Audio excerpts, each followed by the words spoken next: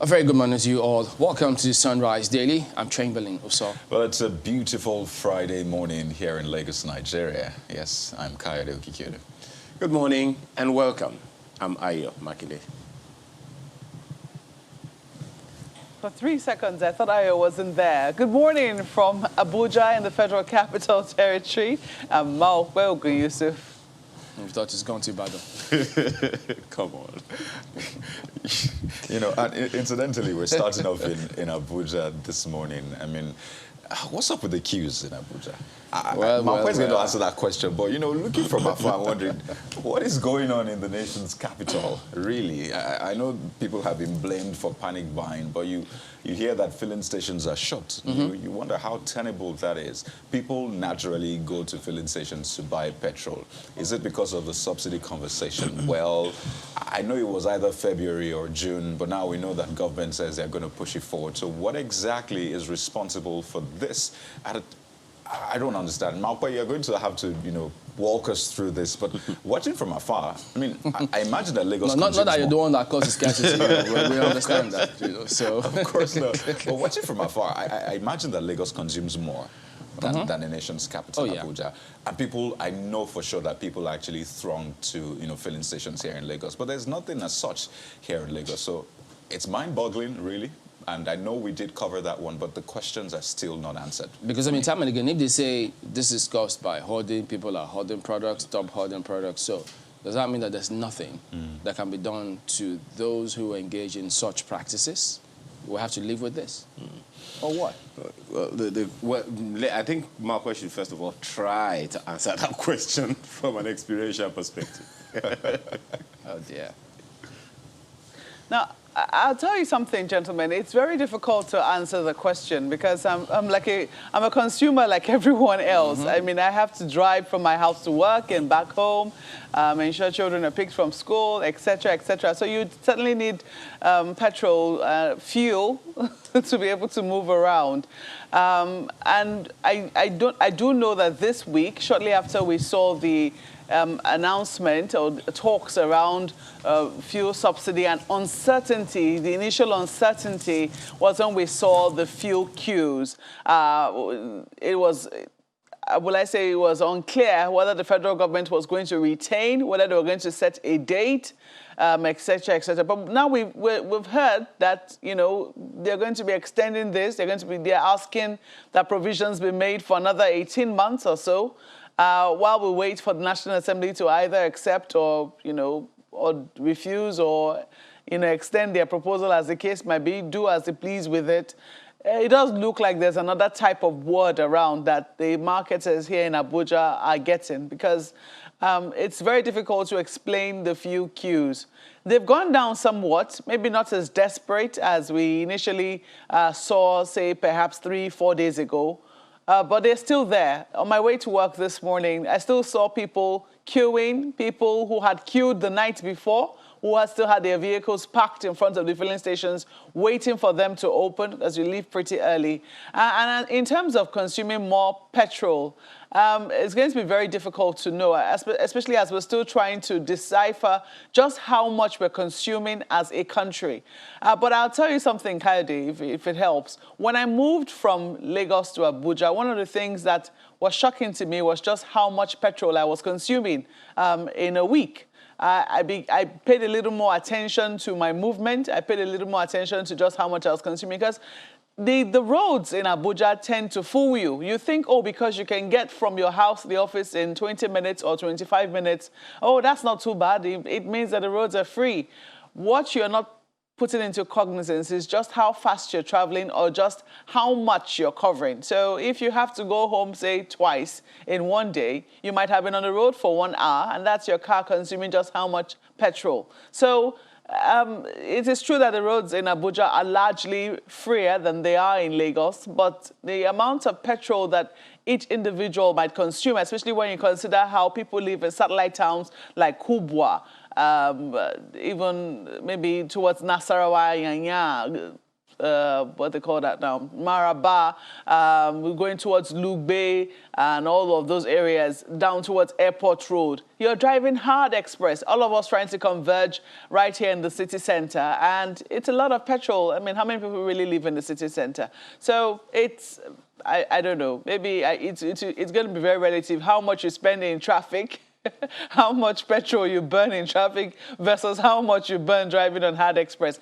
And don't forget, these areas, excuse me, these satellite towns, when you're coming into the city in the morning, there's usually some gridlock. It moves, but there is some gridlock nonetheless within, during the rush hour period. So I do not know how that debate will be. Maybe in terms of the number of people in Lagos, yes, indeed, you certainly might consume more. But in terms of when you look at just how much people are consuming individually, because the transport system here is really yet to kick off. There is really no set public transportation system. So you find a lot of people going in their individual cars or, little taxis to work. We do not have any mass transport system here in the city that is really helping to take the burden off the road. So that's why this petrol queues are pretty disturbing here in the Federal Capital Territory.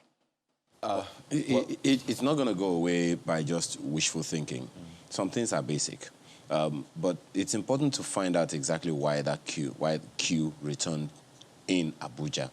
It is very important to find out why, because that's the capital city. If that kind of thing should happen in Lagos, what in will any happen? city as well, it shouldn't. And I mean, I'm just trying to, that's how important that is, the political capital of the country. And please don't let it happen in Lagos. The panic, you can just imagine. And it's close to all the headquarters you have, right? And it's close to all the headquarters. By the way, Marco and I, we need to set a date for that debate. Who consumes more? Is it Lagos or the FCT? Because we've got the population, hey, we've got the traffic and the rest. Is there a Lagos versus Abuja thing going on here? It's subtle, but you need to understand these things. But I think Lagos consumes more. Well, honestly. let's see if this. But our reporter did go to town to just ask some questions concerning what is going on, and here's what we found. Patients of hoarding the product.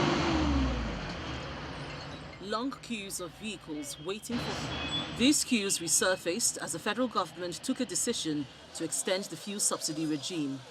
Some motorists have been on the queue since the early hours of the day as they accuse the stations of hoarding the product. They are waiting for the government to lift the whole subsidy so they can maximize their profits. It's understandable. If you have an old product, why not sell it at the normal price you got those products for? I don't know if you get it.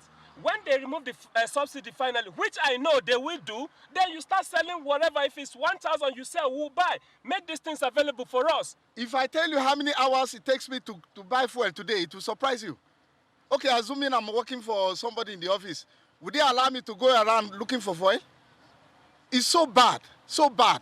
Black market traders are having a field day as commuters continue to wait under the scorching sun to get the product. The queue is causing heavy traffic along some of the major roads. You buy 10 liters at around 1,600 and something.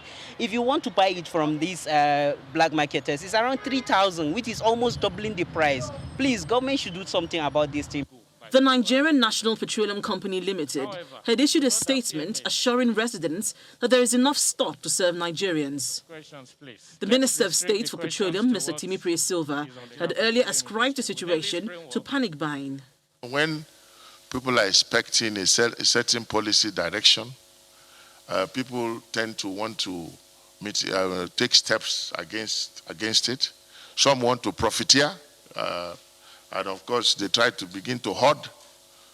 Some people also want to make sure that they stock enough PMS in their homes so that whenever there is this announcement, they will be able to have enough in storage.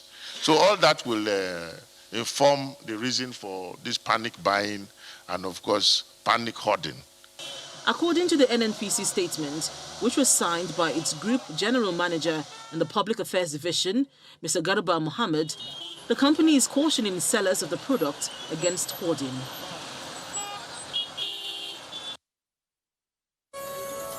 All right, let's go. Let's take you through some of the dailies. We'll start with Nigerian Tribune today. Reps begin probe of actual daily consumption of PMS. Are they about to put to rest any planned debates? Who knows? To ascertain maintenance, rehabilitation costs of refineries. You know, that's major headline. The question that I'm asking is, I mean, it looks, maybe it's too simplistic. When we had that conversation yesterday with the former Petron president, the fuel stations know how much fuel they collect at any given time, you know, from the national depot. So how is it difficult to be able to say, okay, this is the number of liters we collected today? That's why this is going on. Exactly. So, I mean, I'm just wondering, why is it a brainer? Well, because some people decided to make it so.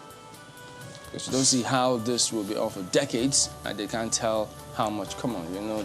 And I hope we don't have to wait for, is it 6 months, as the president of Petron said, that for that to come into fruition? Yeah, to get how much we actually consume daily. No, that's their so what does DPR do then?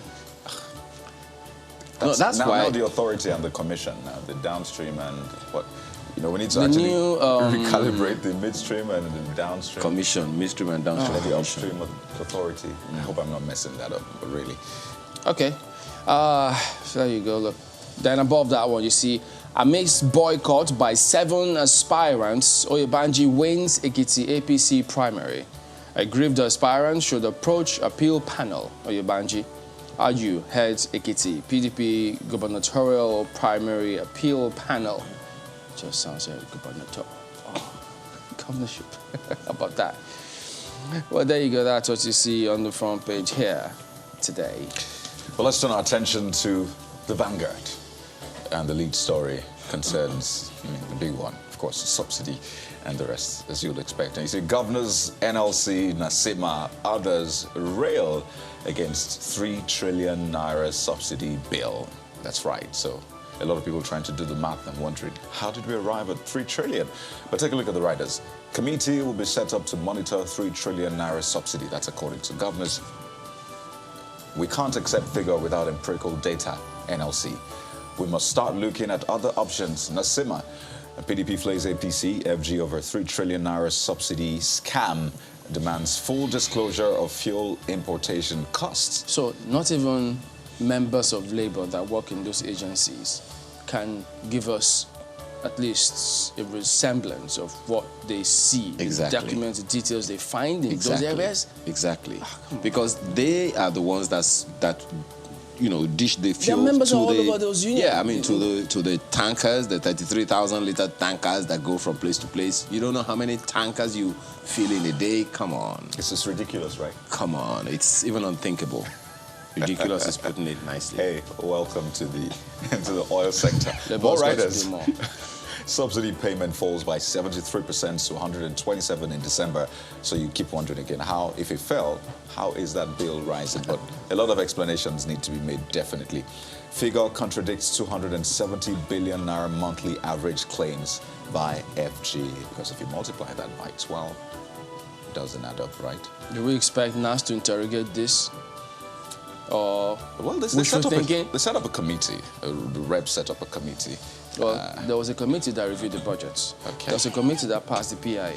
There's another committee that said, oh, we didn't see this. Oh, another committee is set up to probe how much we consume. And then there's... And there's another committee that is going to look at that supplementary budget. Okay. Committee of Nations. Wow. Well, we're still on Committee of Sunrise Daily. So let me move on to the next headline here, which is quite interesting. It's a back and forth, really. Police helicopter crashes in Bauchi. And boy. Had the police saying, well, it wasn't a crash, it was, a controlled landing. And then nobody was injured. And then the earlier statement had said someone was injured, I think, by the AIB. So it's a lot of back and forth, really. But clearly, we need to know what happened, learn lessons from it, and ensure that it's no repeat. A couple of other stories. Afeni Ferioane's MBF kick as Reps Committee rejects state police. So again, that's back and it's been rejected. The state police matter, honestly, it tires me. And just one more, Mr. and Mrs. Oh, don't forget sports on the back page. Egypt saying they'll win AFCON. So you see Mrs. saying to Mr., and she's not happy, I must tell you, this morning. saying, you didn't only shout at me, you warned me not to talk back at you. So we see Mr. begging profusely, saying, talk back at me. I'm hungry. I saw you preparing my favorite meal and I can't find it anywhere in the house. Please talk back at me. Let's get that food out this morning. Food is very important, I tell you. That's the Vanguard this morning. Well, the Guardian is pointing to some people that need some talk backing or talking back. Discos face imminent collapse, wallow in debt. Is this true? Maybe we need to hear the discos, but look at the writers. No disco declared dividend 8 years after privatization. The action already with consumers speak louder than words. Oh dear. Buying electricity. I'm talking about how badly they treat consumers. To put it clearly. Well, clearly. Buying electricity assets with loans, misplaced priority, say experts. Banks may run into regulatory sanctions over non-performing electricity loans. 202 billion naira MDA's debt, insecurity, theft, lax corporate governance pose fresh challenges. Gencos suffer investment shortfall over Disco's load rejection. Here we go again. Story continues on page 6 of the paper this morning. And right above the nameplate, 7 boycott Ekiti primary over alleged manipulation. Stories on page 6 of the paper. That's the Guardian newspaper this morning. Okay. Leadership Friday, they have this one. CSOs, stakeholders set criteria for electing next president. It's a page 4 read. They say candidates must be free of corruption, health issues, must have capacity to revitalize the economy, create jobs, must keep World Bank, IMF at arm's length. So these are the conditions they're given, or the criteria they're given for electing next president. Look at this story. Hush Puppy, PSC, that's the Police Service Commission, rejects report on Kyari, seeks thorough probe. Yeah, I saw that yesterday, and it was saying something to the effect that the police, the report done by this particular committee here, okay, there's another set of committee. So that committee now was shallow. It didn't have depth. That was the criticism against it. So page 8 is where you see details. Hush Puppy, PSC rejects report on Kyari, seeks thorough probe. You also see this story here. Eliminate all bandits, terrorists. President orders military. It's a page 6 read. And this story has also made the rounds. APC has done more than U.S. government in infrastructure. That's coming from the Minister of Works and Housing, Fashola. It's a page 13 read. Let's leave it there for Leadership Friday. New Telegraph. Security situation in Northwest has overwhelmed me. Buhari. It appears shocking, but this is a lead front page. Today, Friday, June 28, in the year of our Lord 2022. So, and then you see, but hopeful, Nigeria will win battle over evil. Says security agencies have been given order not to spare bandits, terrorists, promises to hand over a more secure country. Amen to that. I know somebody was going to say hope is not a strategy, but then you could see what the attendant directive to being hopeful. So there you go. Unfortunately, there was an accident in Delta involving a tanker. Several people killed. The tanker was just left there on the road, which we see in different parts of the country. And that raises questions as to all these traffic agencies, the VIOs, and the rest of them, who, by the way, it appears as though they just target cars that they feel can afford their fines. And then the rickety articulated ones, they overlook those ones, which they're actually supposed to go after and address. And so you see this kind of things going on. Because, yeah, you wonder, why did they stop? Yeah, your car looks good, you can afford the fine. But the rickety one just speeds past you and nothing happens. So They clearly need to do more other than being a revenue-generating agency with targets year on year. Well, speaking about the impact of power, this should concern everyone. Power outage. Nigeria faces blood shortage, ascribed to Commission.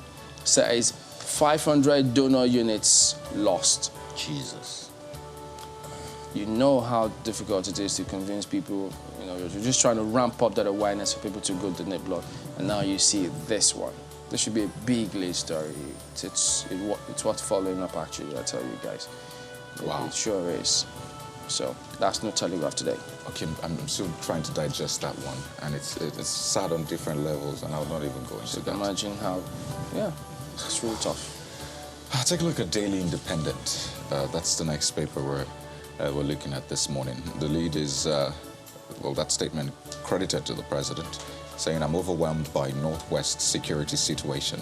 Says he has ordered military not to spare bandits. He's optimistic Nigeria shall win battle over evil. And again, I say amen to that.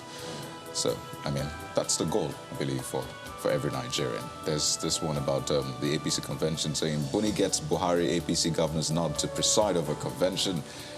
APC Northwest legislators endorse Bello for president in 2023. Now, this one might interest you.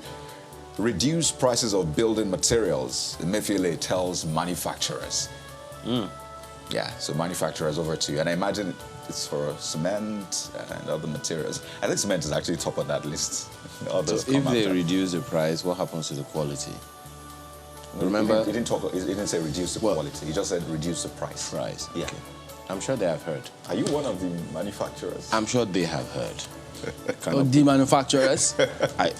I'm sure they have. The manufacturers. Nigeria News Direct, very quickly. Revenue Assurance Solutions. FG targets 1.2 trillion naira from network operators in 10 years. So I guess that means that you're going to have to pay more when you make calls. Reduce cost of calls. Reduce cost of calls. And not the quality, right? Not the quality. That's the Nigerian News Telegraph, Nigerian News Direct this morning. You know, this is what politicians tell the electorate. We will make sure your quality is good. But this 1.2 trillion in 10 years, from how many networks do we have? Come on. Come on, man. Okay. All right. Malkwe. Well, let's take a look at Daily Trust. I think they have this one. Promotion racket rocks road safety. Yobe, Sokoto, Bayelsa, Rivers, short change. That's what you find on the front page. Oyo, Edo, Enugu, Ebonyi, others favored. List of promotable officers not for public. That's according to the FRSC. Corps Marshal overstay. So a whole, well, I say a whole racket of investigation around the road safety this morning. They have to have a very comprehensive response. It can't just be list of promotable officers not for public. That cannot be the response to when a paper makes your issue, their front page issue. Promotion racket rocks road safety. You also see right there, killers of police officers arrested in Jigawa. Perhaps the pictures there tell you a certain story. Uncertainty as UAE lifts ban on Nigerian flights, imposes conditions. Despite denial, APC chieftains say zoning list genuine. Okay, it's a page 14 read. And then just at the bottom of the paper, you also have a few other stories. No alert, no work. That's according to FCT NUT chair. This story needs to be taken very seriously. It's from the teachers. That's teachers right here in the Federal Capital Territory. Apparently, it's like they're being owed and they're saying no alert, no work. Hanifa, court remands school proprietor's wife. Well, you might want to read why on page 10 of Daily Trust. Let's leave it there for the paper. Yeah, that is it as well on some of the dailies today. We're back in a moment. Do stay with us.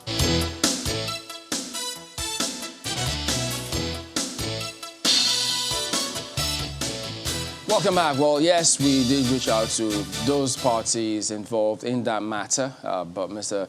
Femi Bamishile, they say they've got a meeting in Abuja today, so they were not able to make the program. But we're also going to connect soon, we hope, with Mr. Biodun Oyebanji, who they allege was the favored one in this matter. But in the meantime, we'll just examine what transpired and could it have possible implication on the big picture in terms of the forthcoming convention of the party. To do that, we'll go to Abuja. Marpa? Oh, thank you, Chamberlain. We have with us this morning Mr. Liu Audu, who is the convener of APC Rebirth Movement. You're welcome to Sunrise Daily this morning. Thank you. Thank you for having me. Well, I don't know if you were in Ekiti. Were you in Ekiti at any point in time? No, I wasn't. Yeah, but I'm sure you were monitoring events right there. Yeah, sure. It does look like there's plenty of discontent, as you could hear from all the other aspirants who are trying to clinch the governorship ticket for the Ekiti governorship elections. But it doesn't look like they're happy with the outcome, or will I say with the process that finally threw up the governorship candidate. What did they tell you went wrong there in Ekiti? I mean, I think it's nothing new at this point after the same experience in Anambra. You know, it's clear. It's it's not that people usually have problem with the outcome. It's always the process. You know, I mean, with 8 contestants, each of them knew only one person was always going to win. But I mean, even if you don't, they knew win, that all along. I mean, everybody knows. Like you either win or someone else wins. Okay. You know, but what you expect is, you know, a level playing field, fairness, justice, and, you know, so that when you don't win, you understand, you are able to measure your performance and probably be able to go back and work, you know, for another time. I mean, if a process is, you know, transparent, credible, and fair, you know, most likely you will have the others who don't win work with the winner, you know, for the benefit of the party. But when you take as much as, you know, 24, 23, 25 million from an individual, and you don't even give him, you know, what's it called, fair ground to contest and test his popularity, you deny him his human right. It's an abuse. So, I mean, these are the things, you know, they do that make reconciliation almost impossible. You don't deliberately, you know, offend or hurt someone, and then you want to force reconciliation on them. We experienced, we got the judgment from Anambra State, and we are repeating the same thing. Why does it seem that parties never learn? And I say this, even though, yes, it's the APC that is being scrutinized here, the story is not any different in the PDP, especially when you look at what is happening, what has happened also with their own governorship primaries. But tell us about your party. Why is it that it seems that your party is not learning from its own mistakes? I think, yeah, parties don't learn in Nigeria because clearly, I can't say it enough. We don't have enough quality of Nigerians, enough numbers in terms of quality of human beings, you know, Nigerians in our partisan politics. You know, I mean, for obvious reasons, you know, the long rule of the military, you know, has kept the good minds, the good heads away from, I mean, they're not yes people. What we have are largely jokers, are people who would rather, you know, force their personal opinion on people instead of going for a fair contest. I mean, there's really nothing wrong anywhere in the world to be influential. Be you a local government, a council chairman, a rep member, a senator, a governor, formal or sitting. You know, you can bring this influence to bear in election in your, I mean, when you decide to back your preferred, you know, aspirant or candidate. That's fair, that's normal. But what isn't is when, I mean, when you have 8 aspirants and you have 7 of them, the same thing happened in Anambra State. We had a number of aspirants in Anambra State ahead of the election coming out to say this is not primary election and we are not going to take this. And we know how that turned out for us in the general election. We had more votes in primary election than we had in general election. You know, why we do this thing is what beats me. I mean, I can't even imagine why you keep doing the same thing and expect different results. But tell us what happened in Ekiti here. I mean, you know why this is important. I mean, we saw the big furore over the president's refusal to give assent to the Electoral act based on the mode of emergence of candidates. It was over direct primaries, or I think the National Assembly just, stayed put to direct primaries, but he said he wanted 3 options: direct, indirect, and consensus. And all 3 options have now been accommodated. And it's because of situations like this that the House, that the National Assembly initially said, oh, they were sticking with direct primaries. Interestingly, the situation in Anambra was direct primaries. Now, I think the method employed here is indirect primaries, and it doesn't look like it has also given the desired outcome. So what exactly transpired here from what you heard that could have flawed the entire process? You see, I think one of our biggest problems is lack of planning. Be it consensus, direct or indirect primary, we don't plan well. I'll take, for instance, our national convention is supposed to be less than a month away. Mm-hmm. And, the zoning arrangement hasn't been done. We know it has to be done. It hasn't been done. We have all of, the activities pushed towards 10 days to the convention. You're supposed to do screening less than a week to the day of the convention, and there should be an appeal a day or 2 after that. So at the end of the day, you find out that you have the final list of contestants for different positions coming out a day or 2 before the convention.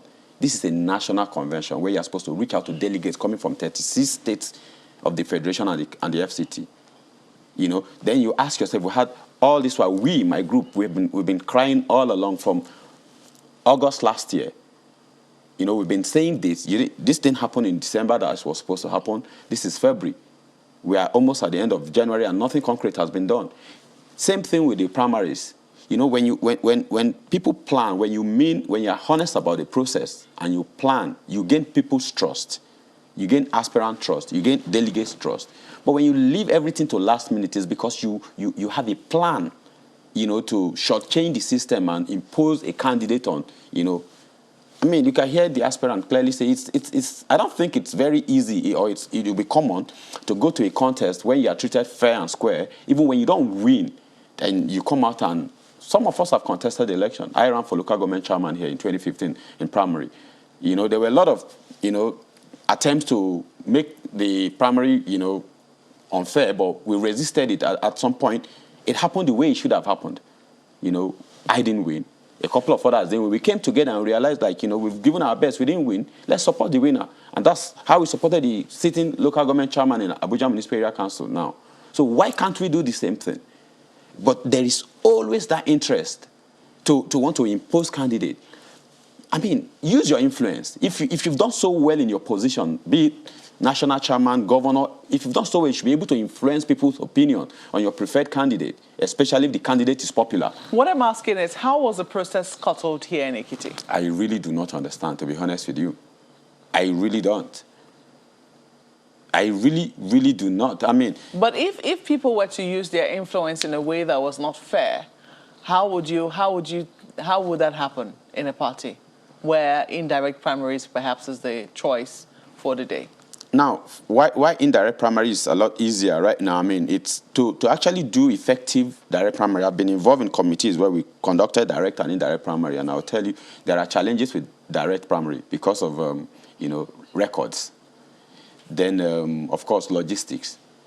If we really, as a party, want to adopt direct primary, then we must learn to plan ahead of time. We cannot do, like for Ekiti, for instance, if we wanted to do direct primary, I don't think it's something we would have been able to do overnight or in one day. Probably would have taken it either senatorial zone by senatorial zones, where you can have all of your people coming in to conduct the primary election. But then again, you don't use people who have stakes in the election as umpires in the same election. Like the aspirant have alleged, you use aides and people who are loyal to the governor, who are loyal to his preferred candidates to conduct election. The outcome is almost, if like the winner, said on TV that they're all, close to the governor, they're all, then you understand, you ask yourself why the first person gets over 100,000 and the next person is getting 700, less than 1,000. If the rest of them actually know they are that unpopular, do you think they really want to waste their money and do all of this?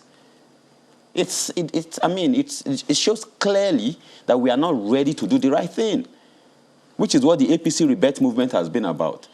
We cannot deliver on the promises we make to Nigeria. We cannot build on the legacies of Mr. President if we don't learn to do the right thing. Let's understand something. We are not going to have that 8, 9, 10 million vote that Mr. President always have. We're not going to have it. So the one thing we can have is to be able to have the little votes that every individual can put together. I mean, they will always bring this vote if they feel they've been fairly treated. How impossible? I mean, this candidate perhaps would still have won if they had done things fair and square. So why not just do it? But because they are not sure of themselves, they are always afraid of contest. And this is why they push and they impose candidates on people. We can't be a progressive party. We can't be a party of change if we keep doing things the way the other party did and they went down. Well, I guess I will wait to hear from, all the other side. We heard from some of the aspirants after the contest was done, and it does look like the message they had wasn't very pretty.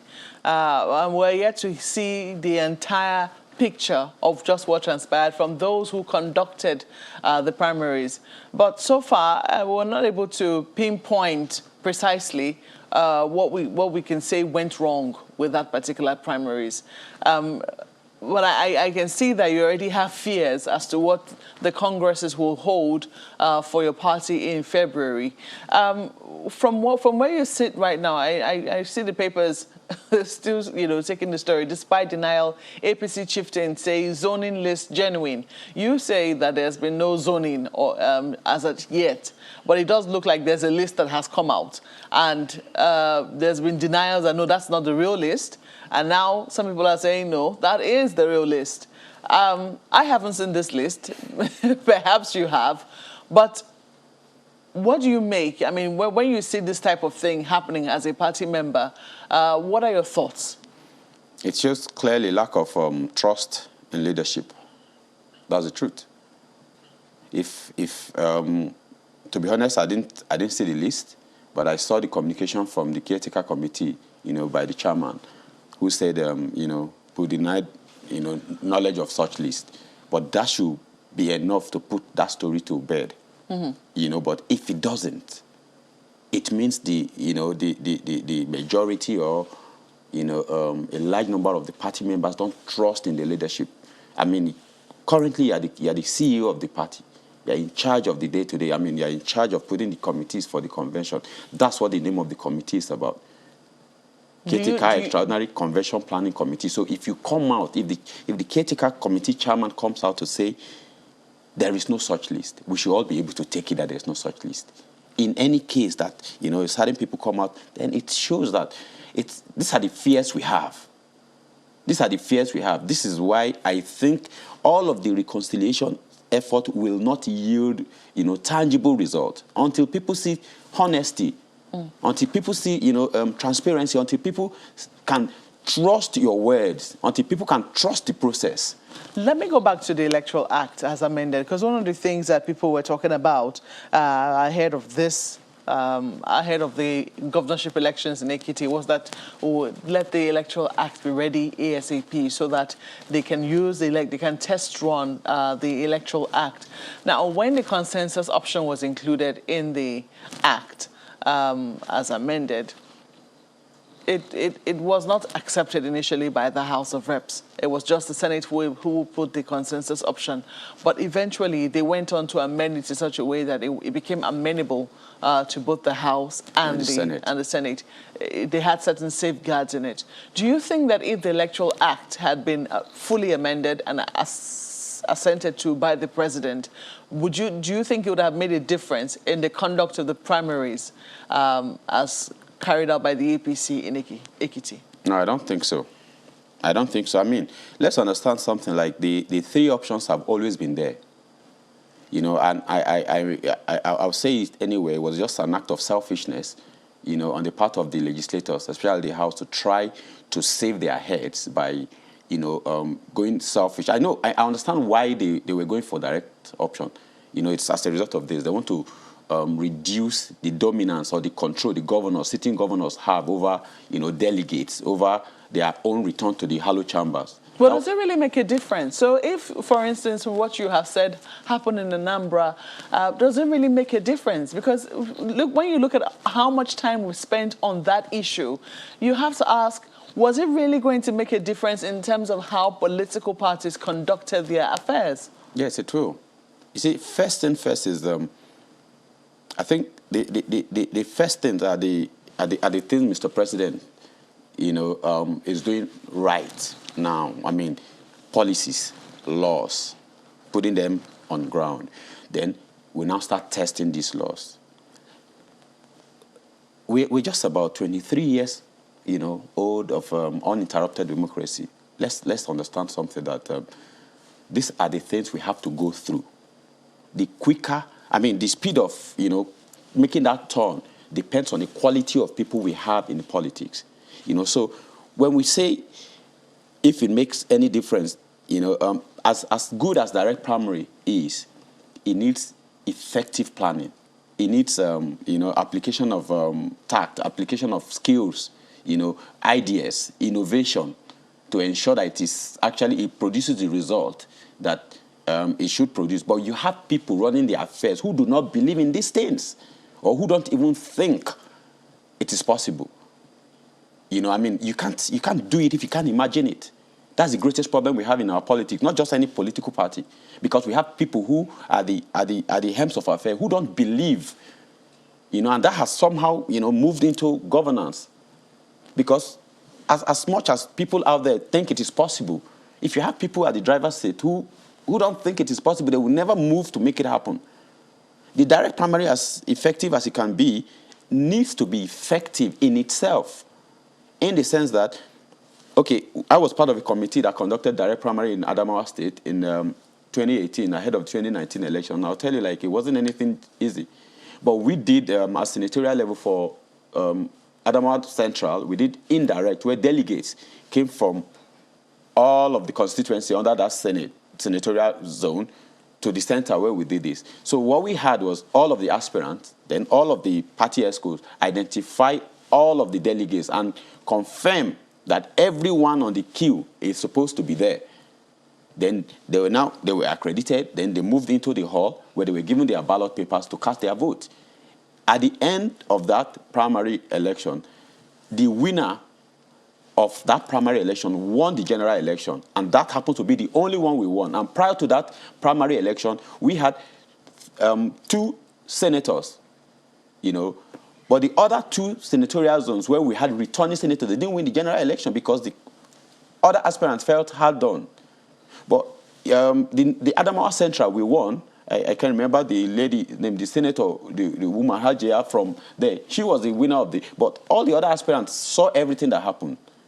Because the best we did was to ensure that everybody, felt treated. If there were any, question about somebody's, eligibility to vote, we called all of the, contestants to verify. We came to an agreement.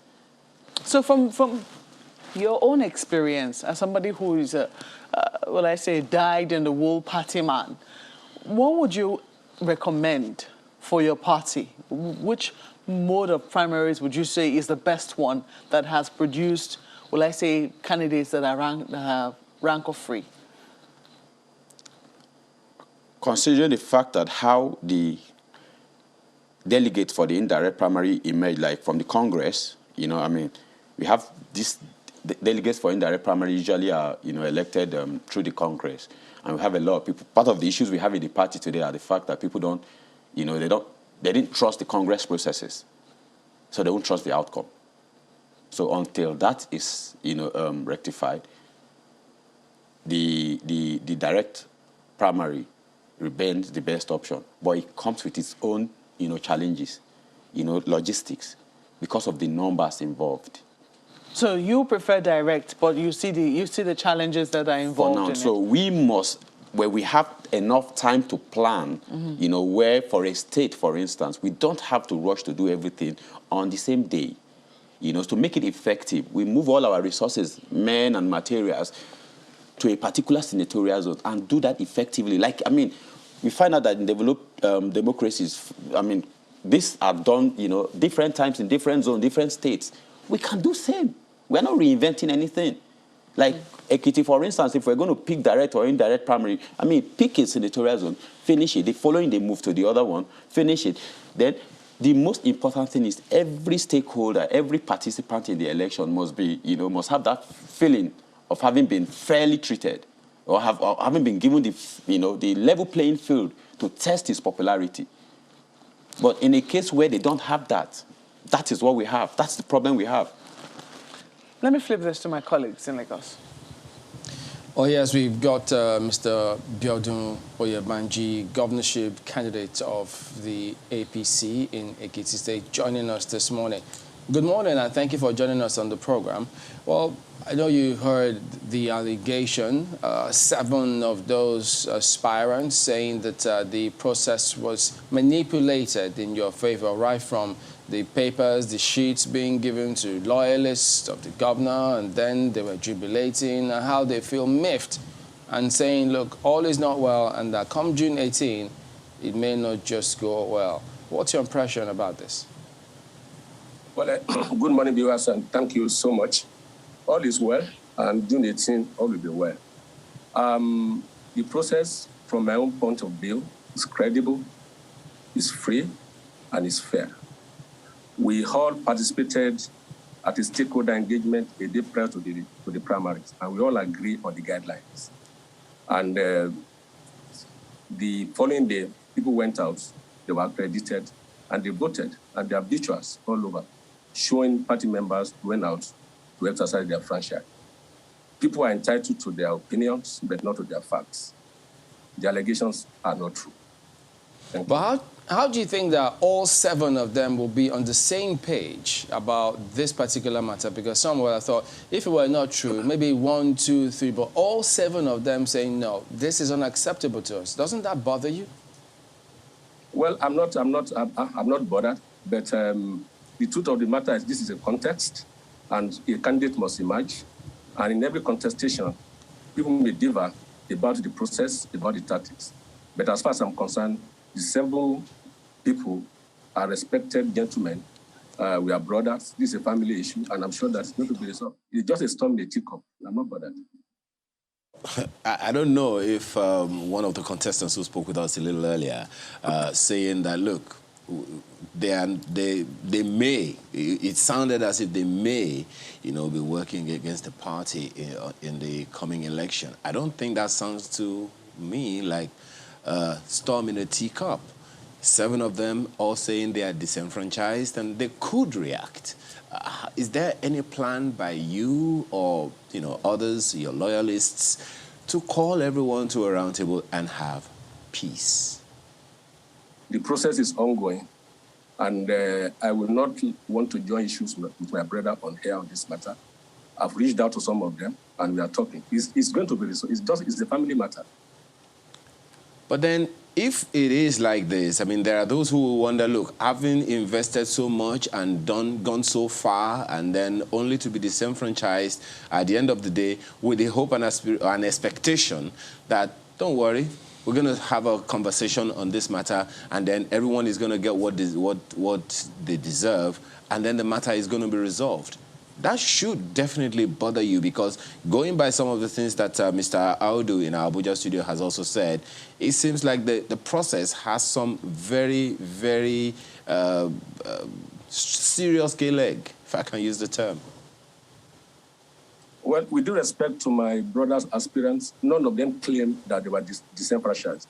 They withdrew from the process themselves. They were not prevented from participating in the process.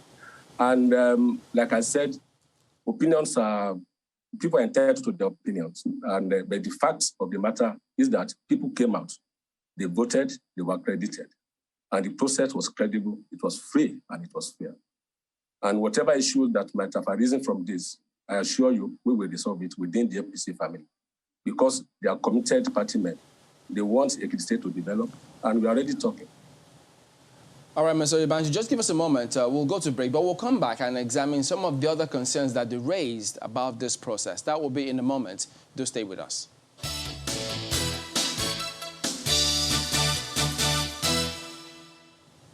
right, welcome back to Sunrise Daily. Well, just continuing our conversation with Mr.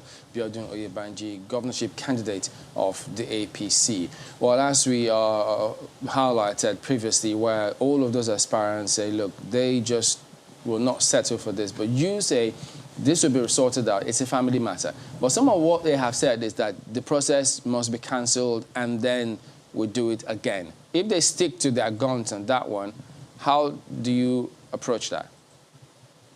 Well, that is beyond me. The party will take a decision. Whatever is taken by the party is okay by me. Let's take a look at some of the issues they raised, and I would like you to respond pointedly because, I mean, this is at the heart of their decision to withdraw. And as my colleague referenced, 7 out of 8. I mean, that's a major one. We'll talk about the result, but, you know, the reason they gave is that, you know what, they say that they expressed rude shock and dismay over the purported list of local government election committee and ward election committee made up solely by party members and political appointees that had before openly endorsed you and supported you. So that is at the heart of their decision. And they say, I mean, it's not fair anyway if you have people who support. It's like having a referee that supports a side, you know, being an umpire in a match. So how do you respond to that? Well, because we had a direct primaries, the guidelines stipulates that members of the party should be used to run the process, but they must be supervised by the committee that came from Abuja. Every member of the party have a position on this issue. I have not seen the list, in fairness, but the only thing I know is that except you want the committee to use non-party members, which will run contrary to the guideline. So as long as they are members of the party, the governor is the leader of the party, so there's nobody in that party that doesn't have a relationship with the governor. But they say that, yes, you have to, if you use party members, but how is it that they were already jubilating the day before saying, well, yes, Mr. Oyebanji has got this in the locker. And they just feel, look, members of the party or not, nobody will see that and feel that's a level playing field. Well, I'm not aware of that. The only thing I know is the fact that I'm the only aspirant that went around 16 local government, 177 ward, 4 times. I went around the Ekiti State 4 times to campaign to the rank and file of the party. And I'm aware that people were mobilized and they were ready to vote. So I did not see any visuals of jubilation. I did not know. I didn't see that. I'm not aware of that. But the process is that 8 a.m., between 8 a.m. and 12 noon, you do accreditation and you queue and vote. So if after voting, if you are jubilating when the result has been counted, I don't see that as an offense. So what is also quite interesting is the result of that primary election. And for a lot of people, they wonder, how come, especially when you look at the caliber of people that contended against you in the election. So how come you had over 100,000 votes, in fact, 101,703. And, you know, the next person to you had just 760, if I'm correct, 760 votes. That's Opoyemi Bamidele. I mean, that's wide apart. How did that even happen? All politics is local. And like I told you, I've been in Ekiti State for a long time. I connect with these people. I share in their pains. They see me every day. And we've been together for a very long time. And I went around 4 times to talk to them. And that is the expression of their confidence in myself and in my candidature. So it's not surprising to me. I'm even shocked that I didn't score more than that, to be honest. But I've been with them for years. They know me. And we play politics here at home.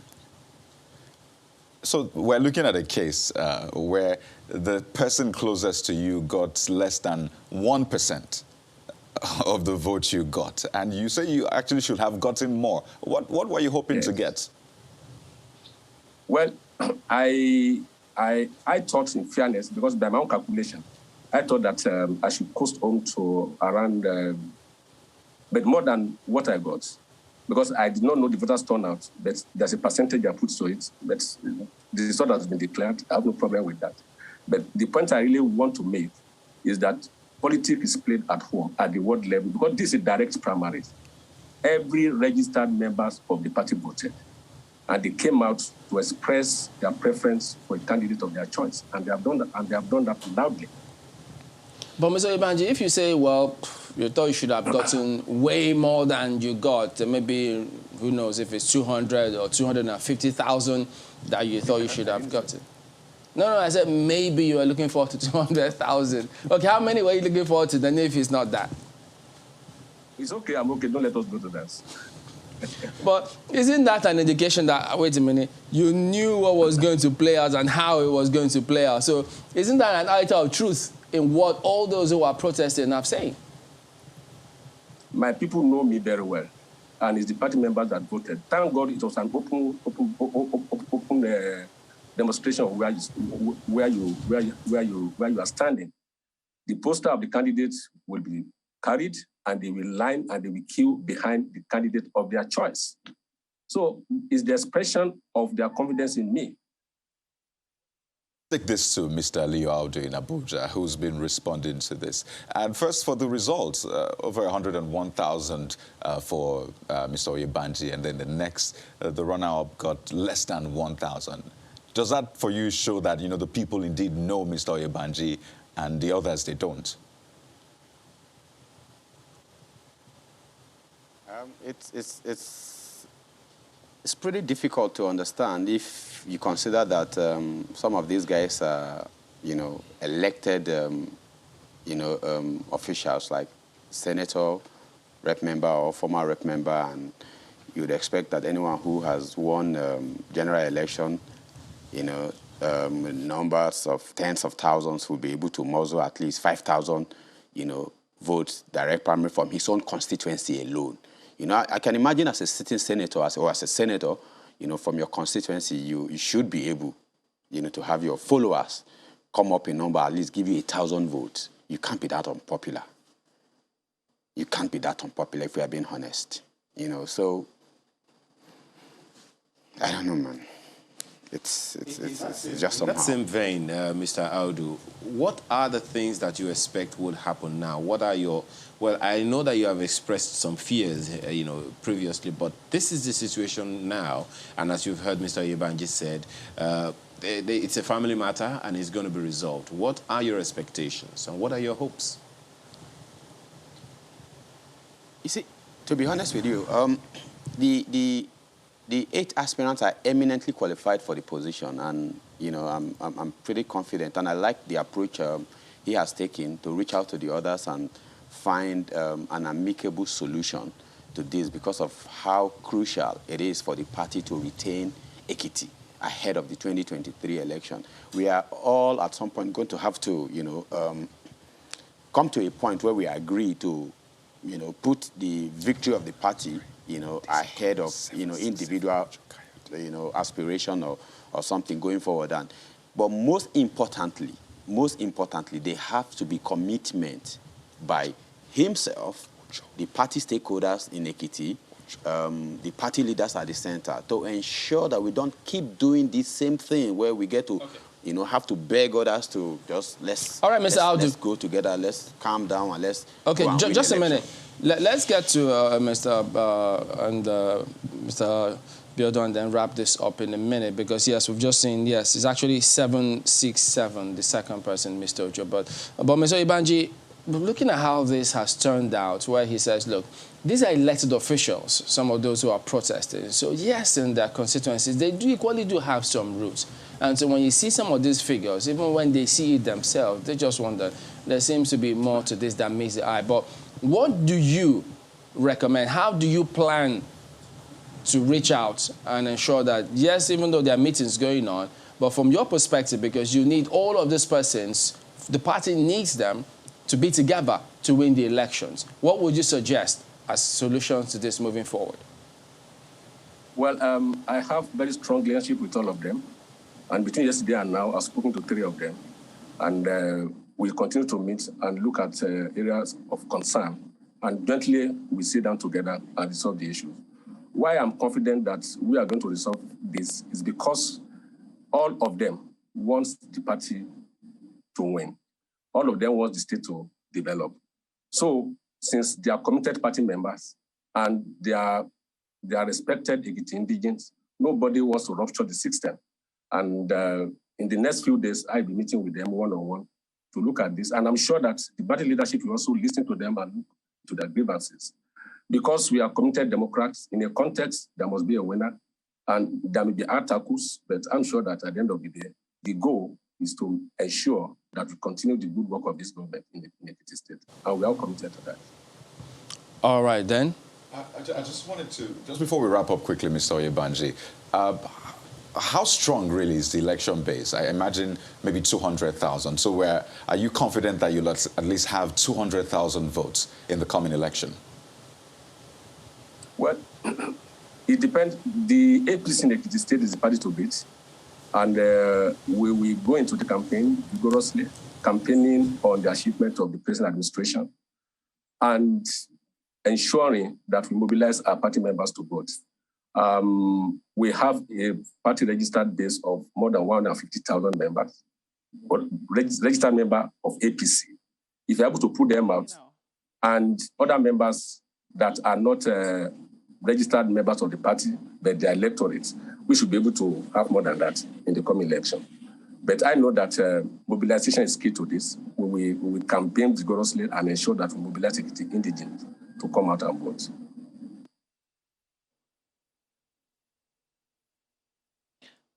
Let me just quickly ask you one question from here. If your party insists that there should be, will I say, another primary, would you subject yourself to it?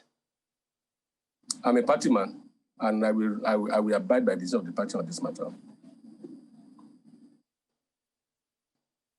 Okay. Well, I do not know what you make of his responses so far, but from what you can see, do you think that the way to go for your party will be to do another primary, or do you think that reconciliation should be the road to pursue?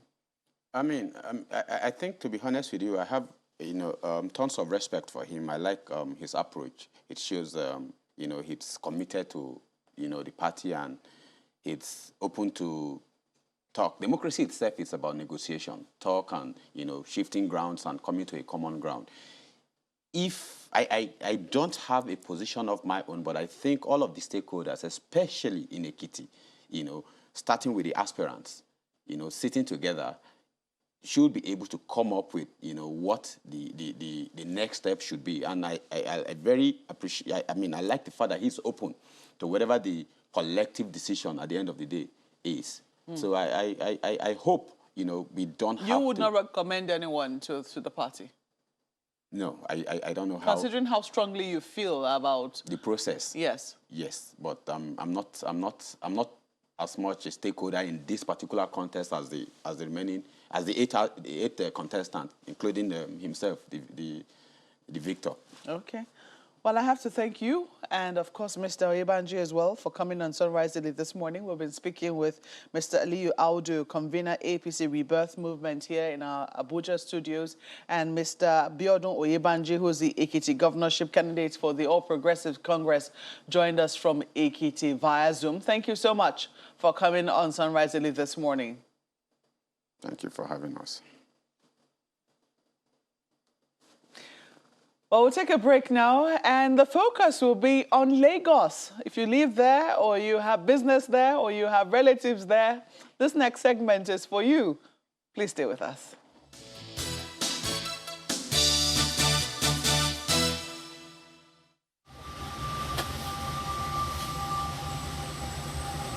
The Lagos State Governor, Babajide Sanwo-Olu, has acquired 2 sets of new 10-car Tolgo 330 km/h trains for Lagos Red Line rail project.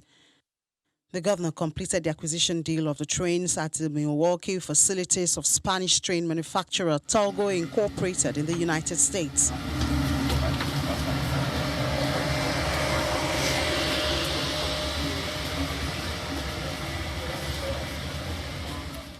The trains will be heading to Lagos, Nigeria for the Red Line, a 37-kilometer track rail project with 11 stations. When completed, it will be the first operational metro system in West Africa. Governor Sanwo-Olu says himself and some of the cabinet members inspected the interior of the trains and are satisfied because it fits into the tracks of the Red Line in Lagos. Train is not something you just go on the shelf and pick up, right? And so we've been pretty challenged knowing where we can get, brand new trains like this. And so we're very, very lucky that our partnership and our conversations with some of our partners here started with Talgo about a month and a half ago. And because of Christmas and New Year, we couldn't, close it up. But I'm so excited that within the first month of the year, we've been able to take a trip, a very deserving one for that matter. And we've seen our beautiful white and red train. Coincidentally, the rail line is called a red line. It's called a red line. And so you can see they've given us the color as well. So we're just going to brand it and put up our seal there. And we're believing that this will be the beginning of bigger things that will happen with Talgo. So I want to thank you very much, Mr. Mayor. I want to thank you for the great work, and the ease of doing business. You've given a business like Talgo, to continue to do what they know how to do well, which is providing a sustenance, of livelihood for our citizens, be it in Nigeria, be it in Lagos, be it in Milwaukee. It's all about providing jobs for our people. And that's what we're doing. It's about ensuring that we can build our economy, is that our people can move from one location to another and businesses can grow. The Managing Director of Lagos Metropolitan Area Transport Authority says that the Talgo 330 km/h trains will go a long way in addressing passenger traffic in the state. Lagos has a city that is over 20 million number. So it's a matter of you choose your pick. We used to call ourselves a 22 million people state, but we can be all the way up to 27 million with the new research that's going on in Lagos. So that gives you a sort of size of what Lagos is and the number of people that we need to move. From a perception of trips that we expect to make in Lagos, we're looking at nothing less than 22 million trips in a day, and I'm talking trips. So you can begin to imagine the enormity of what Lagos has to deal with in terms of passenger traffic.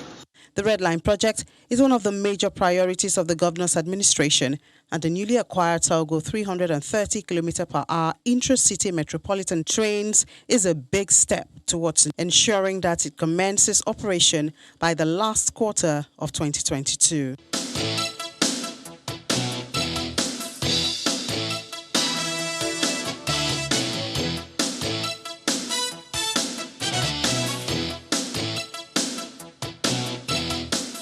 Welcome back. Yes, as you saw in that welcoming slide, His Excellency Babajide Sanwo-Olu joins us now. He's Governor of Lagos State. Good morning and thank you for coming on today. Thank you very much, guys. Good morning and Happy New Year, team. Thank you. Ayo, thank you very much. Well, that was indeed some good imagery to see concerning how that was acquired, what Lagos should expect, and hopefully the entire country could have a similar scenario. But just take us through that. What do we expect? What is the focus for Lagos concerning this? So thank you very much. So there's been a very deep thought through to this. So there's a strong master plan, which we call the Lagos Urban Transport Master Plan. In that master plan, we figured out that a massive city like this, right, needs to have an efficient transportation system. And so we're blessed naturally with water in Lagos. So we have the bus transportation. We're planning to have an extensive waterways transportation, and of course the rail transportation. It's only when you can, utilize all of the components of transportation that you can efficiently run a mega city like this type. A lot of people usually compare and say that it's only Lagos that doesn't have, a metro system or a trail system, because what that does is it moves people in mass. And, so I was in government before when we started the BRT. It's the same concept on the road, so the buses are meant to move, high-capacity buses are meant to move a lot of people on dedicated corridors so that people can get, onto their destination quicker. Similarly with the waterways infrastructure, we're dredging, we're building, 17 stations, small terminals as we speak. We've acquired about 22, jetties, 50-seater, 40-seater, 30-seater, just to be able to move people all around, So those ones are a bit quicker to fix, and we're doing that. But the rail, has been, the real big one that we've just been struggling with. And I dare say that we're about the only subnational anywhere in the world, subnational, right, that is being audacious to build a rail, infrastructure by itself. Typically what you see, so people will say, Lagos doesn't have. Go and check Ethiopia. Go and check Egypt. Go and check Senegal. And I said to them, yes, those are countries. You're right. I should go and check Ethiopia. You didn't say Addis Ababa Metropole. It's the country of Ethiopia that is building. So Lagos State felt, we need to just have our mark there. Growing up, we missed it at some point, about 30, 40 years ago. So we've been very audacious in this conversation, and we said, okay, let's actually, do this. So I was in a government, it's BRF's government, and I need to give credit to that. When we started as cabinet members, we said, in our life, we've not even seen a rail being built in Lagos before. So let's try and build one. We started in 2008, 2009, right? So what we know today as the red line, which I will talk about very shortly, were the existing alignment that we thought would be an easier path, at that time. But it was difficult getting federal government approval because those were federal government lines. So we said, let's go to difficult ones, which is the blue line. So the blue line is the one we have on the Lagos-Badagry Express Road, right? So what we said to federal government then was that, so we're going to rebuild this road from 4 lanes to 10 lanes, right? And we took a wide alignment to keep a rail track in the middle. So if you go on that express, so that's why the rail tracks are in the middle. But we took a very wild alignment, on that, and we're building, the 5 lanes there, 5 lanes there, and I'm about to complete that road now. It's from Orile to Okokomaiko. It's been very difficult. But TCC is rounding off now, and I'm indeed excited that we're also going to hand over that road. So on that rail corridor, we have the blue line. The blue line, we've done the first phase, which is from Mile 2 to Marina. The Marina is a massive, massive station that is coming up, right? But this administration, our current administration, we're not lucky because we are starting the red line from scratch, from greenfield or brownfield or whatever field to fusion. And that also will be, be handed over, by the end of this year. So the red line is the existing rail corridor that takes the Lagos to Ibadan, federal government NRC, rail thing that we're. So what we've done is we've looked at, the composition of a track. You need to have a rail track that sits to what kind of intra-city trains that you're looking for. So we have the standard gauge, So we are building, we're building 8 stations, right, in all of that corridor from Alagbado, Iju, Agege, Ikeja, Oshodi, Mushin, Yaba, Ebute-Metta. That's the phase 1 of it. The phase 2 of the red line will now get to Ido and eventually come to Marina. It will also do a river crossing, the lagoon crossing to Marina, right? So it's the phase 1 of the red line from Oyinbo to Alagbado. That's the talk of town now that we started and we're going to complete it. Right. And by the grace of God as well, we'll also be completing the blue line. So Lagosians, what they're expecting from us will be actively working with trains, 2 rail lines, This year? This year. By the fourth quarter of this year. We'll have started testing by the 4th quarter. If we don't bring passengers on, it will be for security reasons, but the trains, will be on track by the 4th quarter. The terminals, the stations will be ready by the 4th quarter, right? And so it will probably just be, things around communication that we're trying to test, things around operational training and also that we'll be trying to test. So if we'll probably be doing, some test run by the end of this quarter. And so first quarter next year, if we can start getting people on, you will see, tickets being issued on a rail track. So pretty very excited. So that, like I said, we can continue to now start implementing the master plan, the transportation master plan for Lagos, where rails work. The BRT will continue to increase the numbers, and I can talk about that, in a bit. And, the waterways infrastructure will be. And the beauty of it is we're trying to have, a comm system where it will be one set of cards that you can hop in and hop off on all of these networks. So it's the same card that you can use, on the bus, the same card you can use, on the waterways, the same card you can use, on the tracks. They will back end settling themselves. And that is almost happening already now, with the Cowrie card being used on the buses. that we're also trying to get them to use, on the jetties on the ferries that we have. So clearly, pardon me, this is a very extensive plan, just listening to the volume of it. And, for a lot of Lagosians, and in fact, people that have to do business in Lagos, they wonder, so is this goodbye to the days of the infamous Lagos traffic? That's the plan. That is the vision, And how you need to be looking at it strategically is how efficient are people on the road, How much of journey times can we reduce? Everywhere in the mega city. I'll tell you a story in New York, We got it wrong. About 2 years ago, I went for hunger, and we're meant to move from our hotel to United Nations, General Assembly. They were like 10 blocks, and we're taking a decision. Should we walk? Should we take a taxi or something? We took the wrong decision. We went on a taxi. After 30 minutes, we had to come down and still walk 6 blocks to get to the place. That's a typical mega city. So it's the kind of thing we're trying to do here. How do we get our people a bit more efficient, on the road? Time is money, and we need to move millions of people from one corridor to the other. So you're right, Kyle. The vision is to reduce, traffic time, reduce gridlocks on the road, and be able to do what we call a better journey planning. Journey plan where you can predict pretty much that this journey is going to take you 25 minutes. It's going to take you 30 minutes. It's not the one you get lost, on the road that we have now, and we are there for 2-3 hours. Your Excellency, listening to you, it's like you're already campaigning to the converted, so to speak. My apologies. But, it really is a grand plan. Perhaps the major challenge would be the buy-in of the people. Vision casting to the extent that people can own it even before they begin to see it. The red line and the blue line are just 2 of 6 or 7 of such. And you talked about a grand master plan. It definitely will cost some infrastructure. It's going to cost some Lagosians, one thing or the other. Is there a plan to get people to own this process so that it's not just government that is doing it?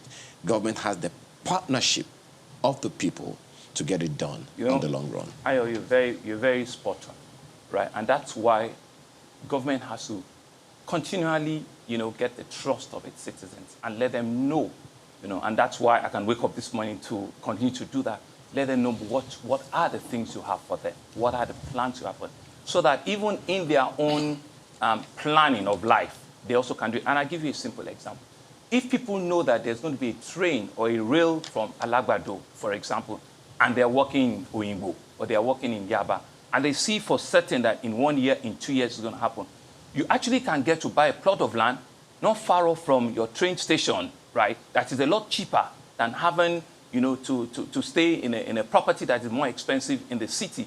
So you can, once you see that plan of government, you can actually take an investment and say, I'm going to put up my bungalow just 10 minutes away from the train, because I know once Sanwo-Olu, gives a commitment and the train works 1 year down the line, my journey time, is just 20 minutes, I can plan. So you're right, with, government communicating with the citizens, understanding what our plans are, what our vision for them will be, because this is not something that you sleep and you wake up and it will be there. Okay. So we need to continue to communicate, and those are some of the things that we're doing. Okay. On the second one that you talked about, so the master plan actually has 7 lines. There's a green line, there's a yellow line, there's a purple line, there's an orange line.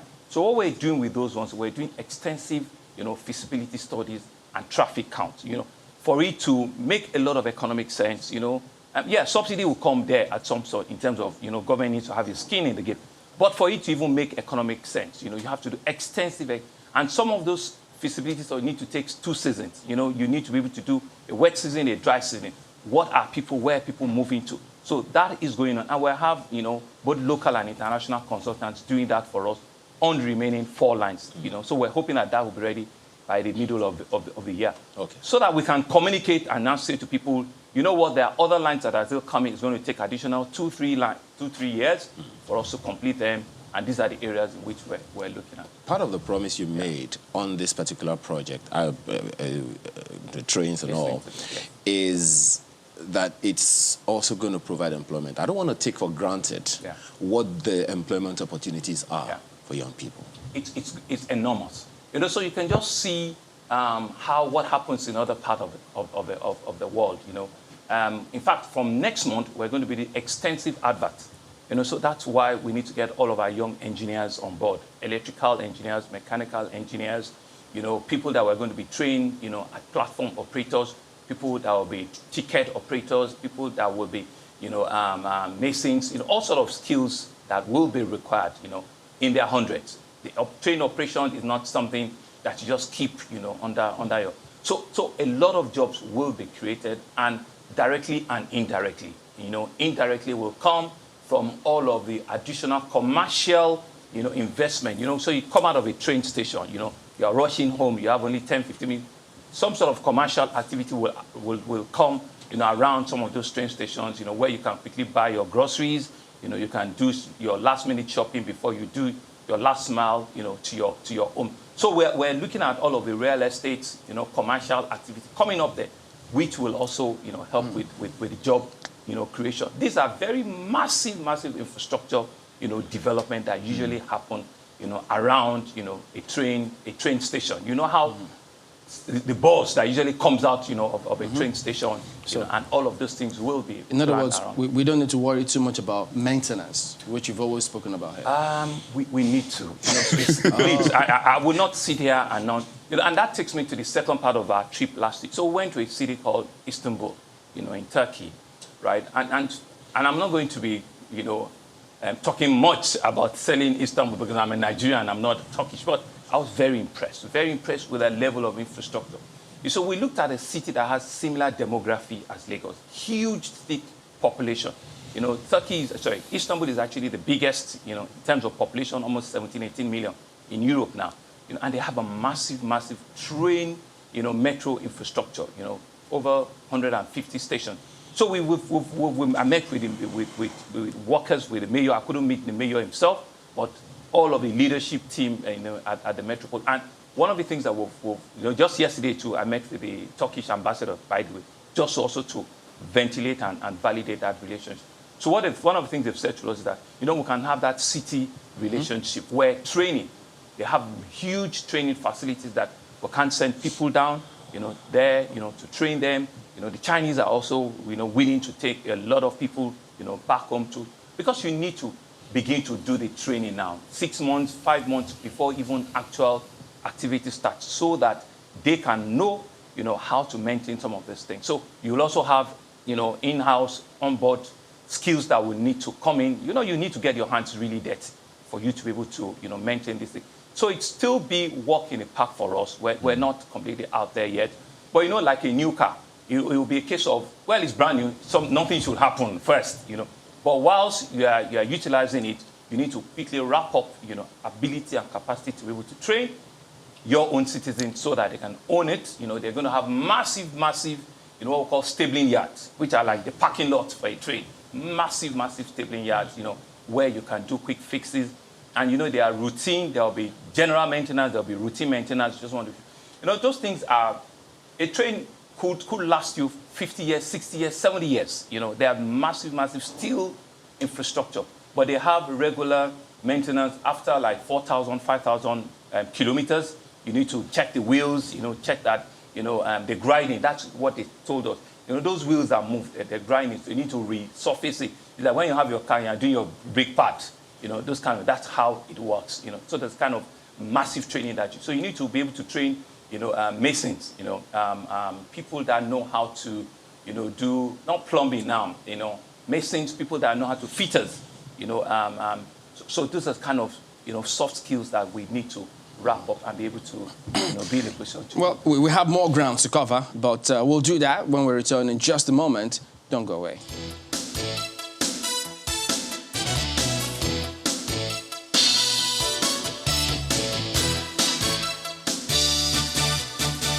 We are with His Excellency Babajide Sanwo-Olu, Governor of Lagos State, talking about infrastructure development in Lagos. The rail system, for instance, they're going to feed into each other, as you've spoken about, rail, the water, the land. But safety is very key in this. Much as you've spoken about youths, the unemployment, how it will impact it positively. But we see time and again how people don't seem to get with the program, and then all those crossings and not understanding how we should conduct ourselves around those areas.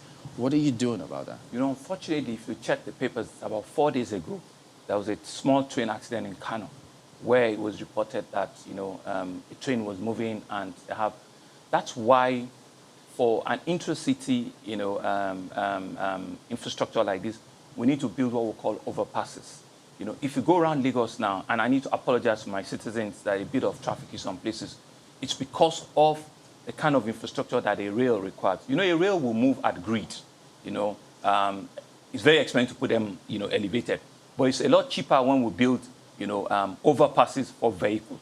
So if you go to Oyinbo at where we call Old Yaba Road, we're building a bridge, a proper vehicular bridge.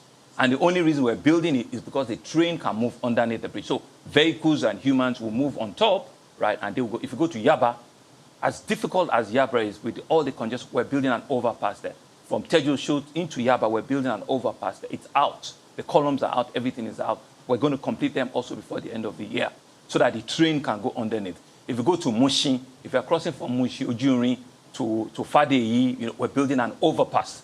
If you go to Ikeja, we're building an overpass. If you go to Ayola Koka, that's at Iju, we're building an overpass. So we're concurrently developing 5 overpasses. These are bridges. These are brand new bridges, vehicular bridges, so that when the trains are moving, you know, we're not stopping manually. We're not stopping vehicles manually to let the trains move. And why is this important? It's because we're looking at 10, 15 minutes headroom. You know, every 10 minutes or so, 15 minutes at max, a train must pass. So you cannot be stopping, you know, vehicles all the time. The one that federal government will be doing for us is the Jibu, and they've awarded the contract, you know, as well. So there has to be an overpass there, you know, and once we do all of that, issues around safety will be completely eliminated because the vehicles will be moving on top, the trains will be moving, you know, underneath, and that way there will not be any, you know, conflicts, you know, arising from the movement of either the vehicles or the trains themselves. If you look at the blue line, for example, and that's why that has been a lot of financial pain on us. From Orile, it has to get elevated. So it's a bridge all the way from Orile to Marina on the blue line. So the track are elevated. You know, the train will be moving on top of a bridge, ultra, because that one, the right-of-way was extremely very difficult for us to put it at grid. So we needed to build a bridge, you know, for the train. And that's why you're seeing at Marina, you know, that bridge that looks very, it's coming all the way from Orile, you know, and it will also be completed, you know, before the end of this year. Okay. We're on track, we're on budget with all of these things. All right, let's go to Abuja. Markwa can relate. She used to live in Lagos. So, Markwa, I'm not sure I heard about Badagry, but Markwa, go ahead, please. Thank you, Chamberlain. You certainly know that I'm going to talk about Badagry, and it's for good reason, too. Good morning, Your Excellency, or should I say Mr. Governor. Let me quickly ask you, first, when these trains come on board, and I'm very excited about them, as excited as you are about them, but I wonder at what cost they'll come, not just to the Lagos State government, but also to the people of Lagos. Well, we can talk about the cost of building and what it has cost Lagosians so far in terms of traffic. But in terms of when it finally comes on board, how much do you think is going to cost to be able to ride in these trains? Because we do know that most times all over the world, sometimes, yes, rail infrastructure is heavily subsidized, but it's also quite expensive despite the subsidies. Thank you very much, Mark, and Happy New Year to you again. I know all of the conversations around coming to see you in Abuja, so I will do that one of these. But you see, you're spot on. So as a government, we need to be able to do what we call the heavy lifting, right? There's no private sector investor that will help you come and develop the infrastructure. So government must carry the burden of building the track. Government must carry the burden of building all of the train stations and all of the communication gadgets that comes with it, right? And in some case now, government also have to be able to deal with the rolling stock, you know, just so that you can stimulate the private sector to come in. And it also can come, you know, at a budget to your citizens at the end of the day, right? So what we see, you know, part of our funding is as if we're building a road as well. It's as if we're building, you know, a road from one part of the city to another. So that's why we can make those investments to build the tracks, to build the terminals, and to ensure that our citizens have that. So those are some costs that are on the balance sheet of the state. So we don't pass that at all to the citizens. So essentially, the kind of things that you see that will be passed on will be the maintenance costs when they start operation, and the maintenance cost will be how long will it cost to truly really maintain, a train infrastructure and the movement up and down, the staff salary, the lighting and all of the kind of things. So those kind of numbers that you need. You are not going to need to ask them to do cost recovery on the infrastructure you have built. So it will not come at anything that is going to kill the budget. And by the way, these are long-term investment, so they don't have a 5-year, depreciation like a vehicle that you ought to do a cost recovery over 5 or 6 years. A truck or a train is 30, 40 years. So you have a longer, cost recovery. So it's not something you're going to, need to be able to kill your citizens for. And finally, also, where subsidy also can come is you need to look at, the time of the day. There could be rush hour that you see every part of the world. So that could be at a slight premium.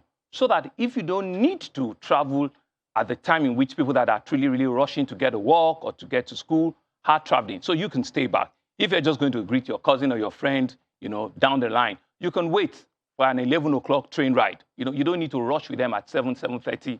That is, prime time, or that is, traffic time for everybody. So those are some of the fair metrics that one can put into it and make sure that it's accessible and it's affordable. Affordability is critical because it also is a mass movement. So it reduces your total cost because, it has to be in a way in which you can, a car, we call a train, one of them, we call it a car. A car can indeed take about 150 to 200 people, and it's 15 minutes, 20 minutes at max. So people can stand, people can hop in and hop off. So it won't take so much. So we believe that the cost, will come down significantly, for the citizens. So I do not think that they will be breaking their bank. I can assure you, it will be very, very affordable and very accessible. Well, I'm looking for actual numbers, Mr. Governor. I'd like you to be able to tell us, because I'm sure that while you're doing this, there must be permutations already in terms of what is affordable to the citizens of Lagos and maybe anyone who will be coming to visit from any other part of Nigeria or from any other part of the world. What has your administration termed affordable? Give an instance, or relate to Marina, for instance. How much would you think that would cost an average rider, maybe off-peak period, peak period? What is your administration thinking? Top of my head, 200 naira, 250. It probably will not be more than that. 200, 250. I really cannot say, because the fare structure will be where you're joining to where you're upping off. But typically, it will not be more than what you're running on your regular BRT lines today. It certainly cannot be more than, because for it to be accessible, right, affordability is critical for people to want to make it a better option. Yes, you can say that now it's quicker. Instead of you staying 1 hour on the road, it's going to take you 20 minutes, or it's going to take you, 25 minutes. So that comes with a lot of benefit, but affordability is critical, and I can assure you, Mawakwe, that it's not going to be in thousands. So I said that you're going to use 5,000 on a train journey, certainly nothing close to that. So you still be in your regular 200 naira, 300 naira, per journey, and that's the kind of numbers that we're looking at. At best, if our operator says that, no, Mr. Governor, is more expensive, what we'll do for them, we can do a financing matrix and say that, I'll give you a longer tenure time, to be able to defray your costs, but keep it, affordable for our citizens, because it's for them, it's all about them, and that's why we're there. So we certainly will have that difficult conversations with them to make sure that it's affordable. So, Mark, have I given you a figure? Let me ask you about Badagry then, because this blue line, which you talked about, you say it's supposed to, is it link up with Badagry? But in the meantime, what exactly is the state of road between Mile 2 and Badagry, which we understand for a while now has been in a state of disrepair? What exactly is the current state, and what are the plans for that part of the road? Okay, so thank you very much, Mark. Like I did mention, so we're doing a 10-lane highway on that corridor, right? We're completing the stretch to Okokomaiko before the end of the second quarter this year. completed, as in 10 lanes, rigid pavement, good to go road with a lot of bridges. There are lots of about 4 bridges that crosses, from Alakija, another one at Trade Fair, another one at Lasu Junction, overpasses in which you can actually take, bridge and cross over to the other side. So that's really what we're doing. So from Mile 2 to Okokomaiko will be completed fully, and that's in, about 18, 20 kilometers or so, right? From Okokomaiko to Agbara, right? Federal government is working with a constructor, a construction company to do that, and they're on site. They're doing that, as we speak. So once we get to what's it called now? Agbado. What did I call it now? Well, on the way to Badagry. Once that road, federal government finishes that road from Alagbado. No, it's not Alagbado. I've forgotten the name of the.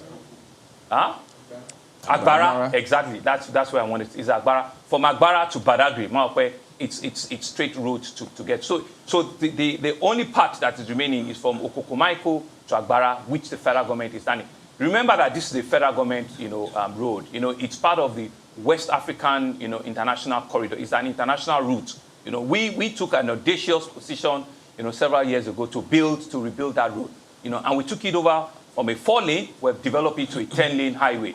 And so we've done incredible and remarkable work, on that road. But the other thing we're doing for Badagry, because my Badagry citizens, need to also understand this. I'm building three jetties in Badagry so that we can utilize the waterways from Badagry into other parts of Lagos, right? And 2 of them have been completed. They've started using it. The third one, which we call the Badagry Marina, will also be completed very, very soon. So we have 3 jetties already in Badagry, meaning that you can move from a place like Ikoyi, Falomo, you can move from a place like Liverpool in Apapa, you can move straight to Badagry in 20-25 minutes. So you don't have to come in on that express. And we've created that alternative for people, right? I have moved from Ikoyi, straight to Badagry before in 35 minutes. You saw what Nigerian Green Eagles did last year when they moved from the waterways to all the way to Benin Republic. So it's the same kind of thing that we're talking about, and it's safe, it's secure. Those are the kind of alternatives that we're providing. Now that we're talking about roads, and you have addressed your citizens in Badagry, you may need to address your citizens in Ikorodu as well. Yes. And I'm sure you understand some of their concerns. Yeah, my apologies, Your Excellency, the Oba Sekumade Road leading to Golonto, the Igbogbobaiku Road, and then that one that leads the old Shagamu. Exactly. Okay. So we're doing several things in Ikorodu. And you've mentioned it. Oba Sekumade Road in Ikorodu is 80%, 90% completed. It's a rigid pavement. The thickness of a rigid concrete is about this. We're doing a massive drainage on that corridor. That place usually get flooded, right? And it's completed. We're going to be commissioning the road by the 2nd quarter of this year. That's Oba Sekumade, goes to Ogolonton Road. The Agric-Ishawa is a naughty one. It's a long stretch of road, that goes, all the way going towards Lagos-Badagry Express Road, right? One of the things that we did not do very well there was that we took a wider right-of-way. A wider right-of-way meaning that we're trying to build, 3 lanes, where indeed we needed only 2 lanes, right? The contractor is back on track there. The road has been stabilized, right? My fear is that they need to ensure that they properly put asphalt on it before the rain comes on. So it's only Agric-Ishawa that I get a flag and say that, Mr. Governor, come and quickly finish it. It's massive, it's big, it's been well stabilized, and I know that I have good friends even in your corporation that are flagging me on that road. So we're going to complete that, as well. Well, a couple of them. A couple of them, okay. You can land on that point. Okay, so, and the last one is Igbogbobaiku Road, a similar contractor also on it, and we're assuring them that these are projects that is of great concern to us. We've done Ijede Road, for example. We've completed, we've handed that one. We've done the one going to Berigbe, we've handed over that one. So these are all new attributes. Ikorodu is such a massive, suburban, development now. And these were very, very tiny roads before that were just opening up and, we're making, the things available. Similarly, in Ikorodu as well, we have 3 jetties that were built for them, so that they also have the alternative of moving by the waterways, from the Pakodo jetty to Ibeshe jetty, so that people can also come in from other parts of, of the city using the water infrastructure that we have. So I can assure my Ikorodu citizens that they know that we're on site, they know that our contractors are working. We just have to push them a bit more so that they can complete, Agric Ishawo.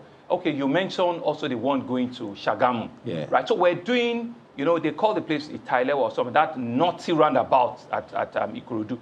They will tell you that we're doing complete traffic reconstruction on that place. We're removing the entire roundabout from that place, and we're doing massive reconstruction there. The road from that place to Ishagamu is a federal road, right? And I understand that it's been awarded. So what we're doing is we're doing a palliative to get you to the Polytechnic, which by news is going to be a university now, to Lagos State Polytechnic. Right. So we're doing palliative, but we're reconstructing the entire roundabout there, because that is really where the gridlock is, in Ikorodu. Quite a lot of ground to cover, I must confess to you, but I'll try to take all of this so we can cover as much as we can in the short time that we have. In terms of costs, you talked about rail, road. I mean, we've talked about what it will cost the people. For the government, how is the government financing this? Is this out of pocket? Is it borrowings? Because, I mean, looking at the debt stock of Lagos in 2015, compare it to now, it has more than doubled. So how exactly is Lagos State financing all of this, which is huge, by the way? Well, I mean, so Kali, you're right. You cannot eat an omelette without breaking the egg, So it's not a difficult, and a more well thought out decision that I have to take, I have extensive, experience in finance, and in banking, and I know how some of these things are. I also know what, the GDP of Lagos is, and I know what, GDP, to debt stock is in terms of sustainability, ability to be able to meet your obligation, is. Yes, it's true that our debt is higher, compared to where we were 6-7 years ago. But the truth is that we're still the most sustainable state, even better than, well, we cannot compare ourselves with the federal, sustainable state in terms of what our numbers are.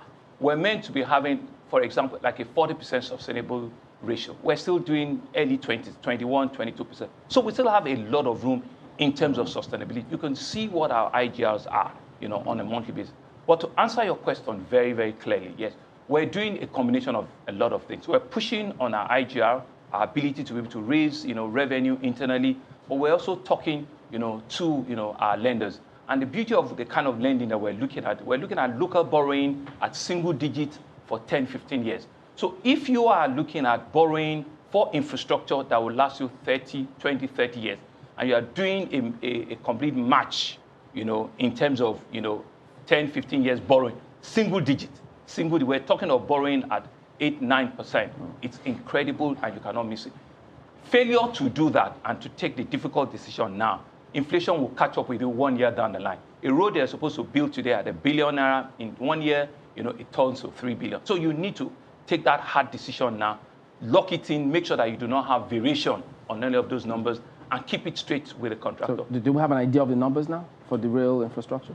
Oh yeah, I mean, so for the rail infrastructure, we have borrowing from so that's why we're excited that we will complete it, because we have all the financing to get to the end of it. So in terms of what we're looking at about 150 billion to be able to complete, both the rail line and the blue line, and that's the kind of bucket number, that we've been able to raise, from the stock, from the debt market. Okay, even as you're winding down, yes. Where are we concerning the Fourth Mainland Bridge at the moment? Well, that's also an interesting one. So that is, one of the legacies that we're also going to be leaving, before the end of our 4-year, tenure. What we have is we've paid the final bill for the consulting. The consulting meaning all of our consultants that are building. So what we're doing is it's a PPP model that we're trying to do with the Fourth Mainland. And we've gotten, concessionaires, we've gotten, PPP people that we're at the last stage now. We started with 35 companies being interested in building the Fourth Mainland. We've reduced that to 3 now. So the final 3 people now were the final bid process to be able to identify the concessionaire. So what is the Fourth Mainland Bridge?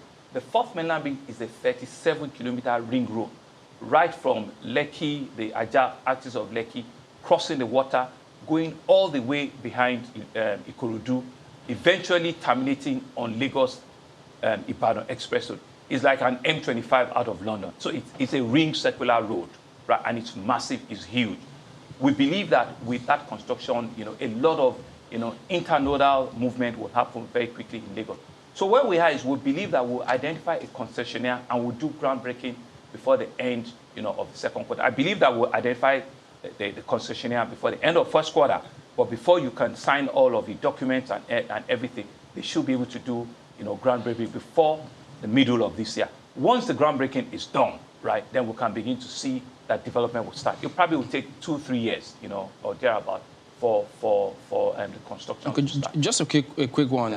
When you talk about all of this infrastructure, big cities deal with security issues, traffic, robbery.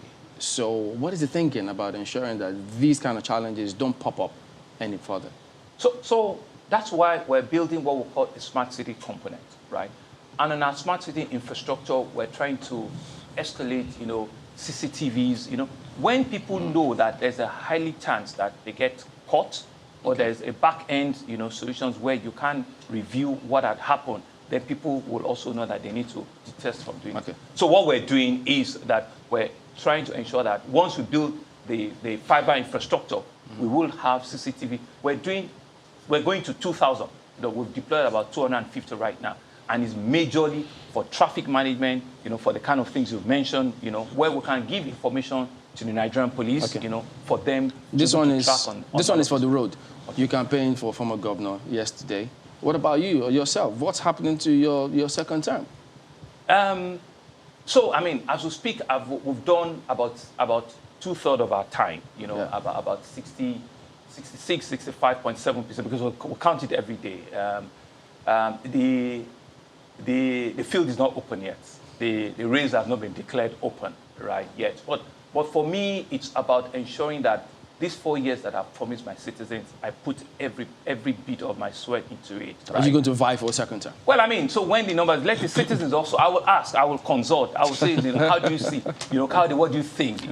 Wow. Those are some of the things, that's only way that's how you get it done. Keep your focus on, try and finish very, very strong.